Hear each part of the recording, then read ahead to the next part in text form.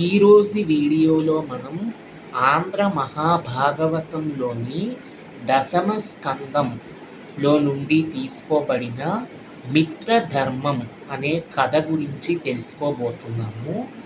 మనందరికీ తెలిసిందే కదండి, ఆంధ్ర మహాభాగవతం మొత్తాన్ని రచించిన కవి ఎవరు అంటే బమ్మెర పోతన.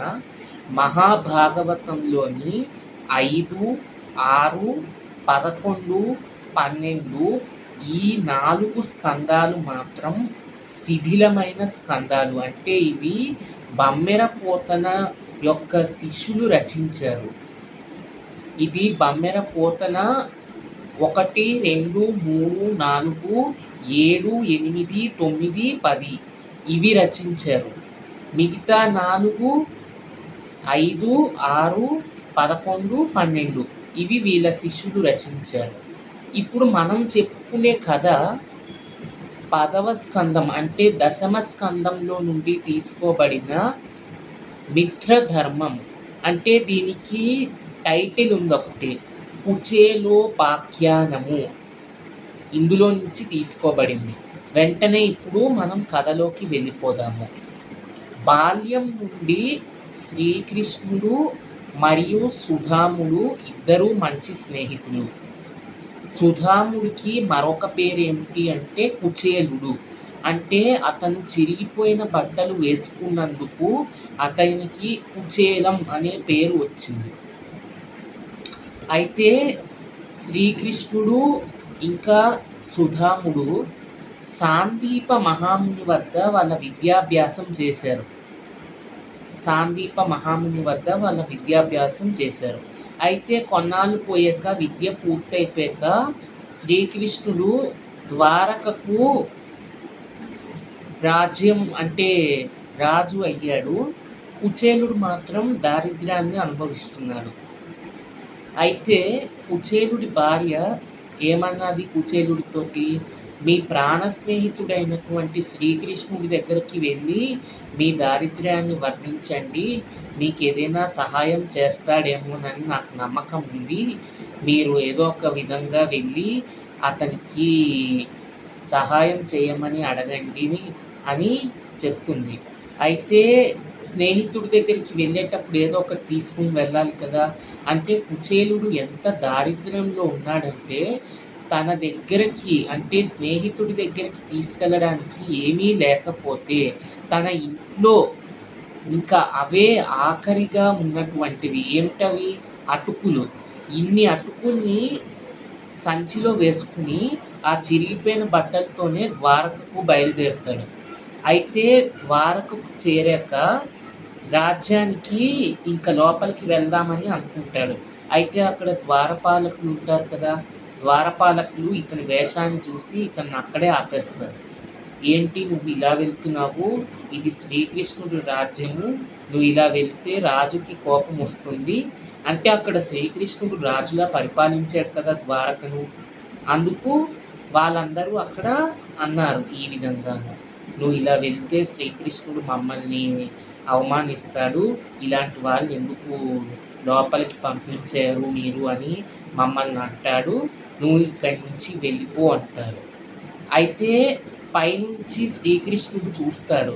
తన స్నేహితుడైనటువంటి కుచేలుడిని చూసి గబగబా ఇంకా కిందకి దిగుతాడు. కిందకి దిగి కుచేలుడి దగ్గరికి వెళ్ళి కుచేలుడిని హత్తుకుంటాడు. చాలా రోజుల తర్వాత మన ఇద్దరం కలుసుకున్నాము అని చెప్పి తనకి అతిథి మర్యాదలు అంటే ఎవరైనా ఇప్పుడు ఇంటికి వస్తే అతిథిని ఎలా అపమానిస్తామో అలాగా శ్రీకృష్ణుడు సుధాముడు తన రాజ్యానికి వస్తే అతిథిని సత్కరించినట్లుగా రాజ్యానికి తీసుకుని వెళ్తారు. అయితే కుచేలుడిని సింహాసనం పైన కూర్చోబెట్టి కుచేలుడి యొక్క కాళ్ళను కడుగుతాడు.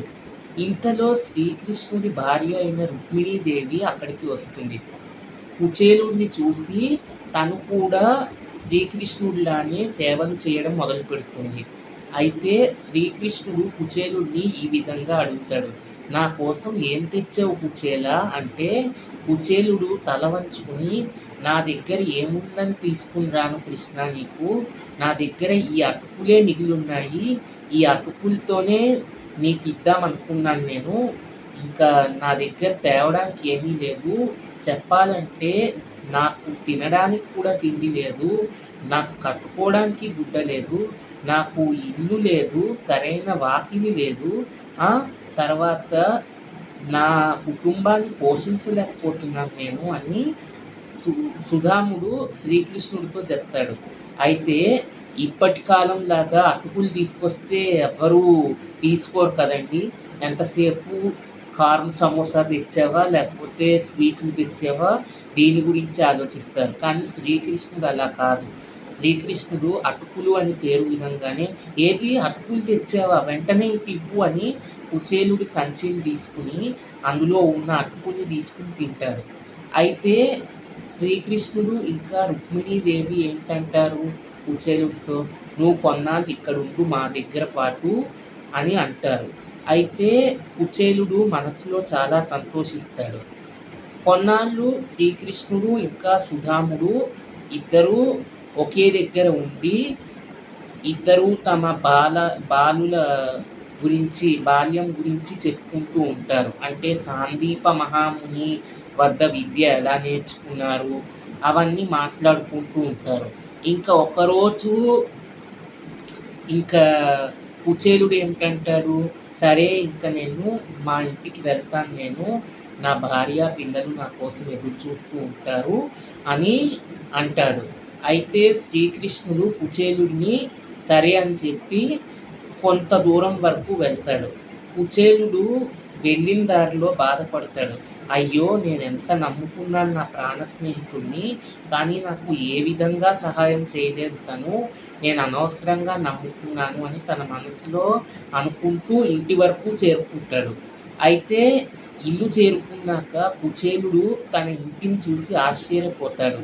తన ఇల్లు ఇప్పుడు ఒక పెద్ద రాజభవనం లాగా తయారవుతుంది. తన ఇంట్లో ఉన్న భార్య మానవ రూపాన్ని ధరించే లక్ష్మీదేవిలా ఇంటిలో నుంచి బయటికి వచ్చి కుచేలుడికి స్వాగతం పలుకుతుంది. అప్పుడు కుచేలుడికి శ్రీకృష్ణుడి యొక్క లీల అర్థమవుతుంది. ఇంకా స్నేహం యొక్క గొప్పతనం గురించి తెలుస్తుంది. అంటే ఏమర్థమైందండి ఈ కథలో అందరికీను, ఆపదలో ఆదుకునేవాడే నిజమైన మిత్రుడు. అంతేగాని వాళ్ళ అవసరాలు తీర్చుకుని ఎదుటివారు కష్టాలు పడుతున్నా పట్టించుకోకుండా ఉండేవాడు మిత్రుడు కాదు. నిజమైన మిత్రుడు ఎవరు అంటే, ఆపదల్లో అంటే మనకి కష్టాలు ఉన్నప్పుడు వచ్చి మనకి ధైర్యం చెప్పేవాడు, మనకి ఆదుకునేవాడు, తోచినంత సహాయం చేసేవాడే నిజమైన మిత్రుడు. ఇది మనకి బమ్మెర పోతన ఈ మిత్రధర్మం అనే కథ నుండి అందించారు. ఈ కథ మీలో ఎంతమందికి నచ్చిందో లైక్ చేయండి, షేర్ చేయండి. మీలో ఎవరైనా నా యూట్యూబ్ ఛానల్ని మొదటిసారి చూస్తున్నట్లయితే సబ్స్క్రైబ్ చేసుకోవడం మర్చిపోకండి. Thanks for watching.